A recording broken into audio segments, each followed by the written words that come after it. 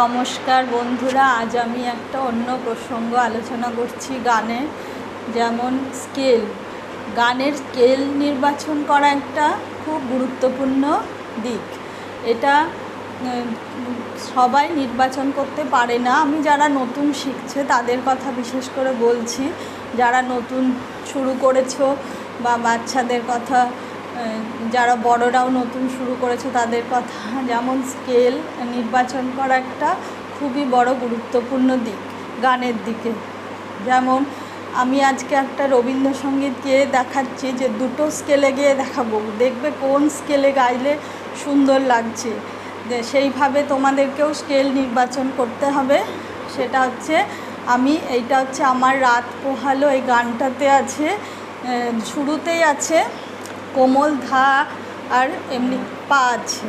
তো কোমল ধার পার আমি বি স্কেলে সাধারণত গাই, তো বিতে আমি প্রথমে গিয়ে দেখাচ্ছি, তারপরে আমি যেটাতে গাই যে স্কেলে ডিতে সেটাতেও গিয়ে দেখাবো।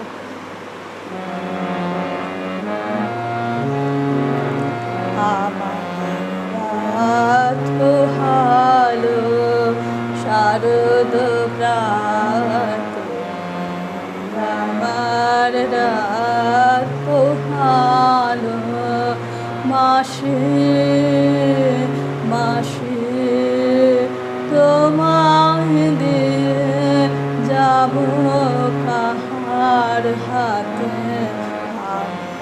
রাত পোহালো। এটা হলো বি স্কেলে। এবারে আমি যে স্কেলটাতে গাই সেটা হচ্ছে ডিতে। আমি এই গানটা সাধারণত গেয়ে থাকি।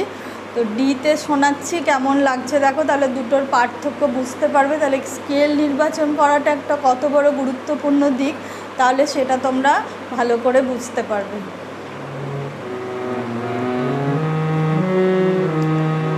আমার রাত পোহালো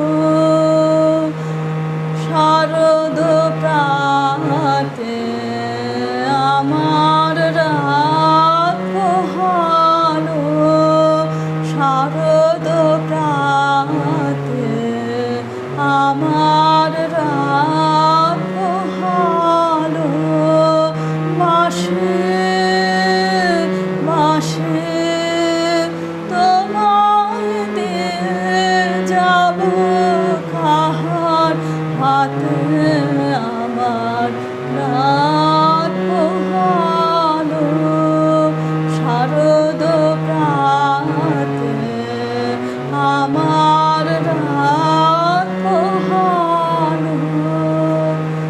তো এটা আমি ডিতে গাইলাম, নিশ্চয়ই আশা করি এই স্কেলটাতে বেশি শুনতে সুন্দর লাগলো।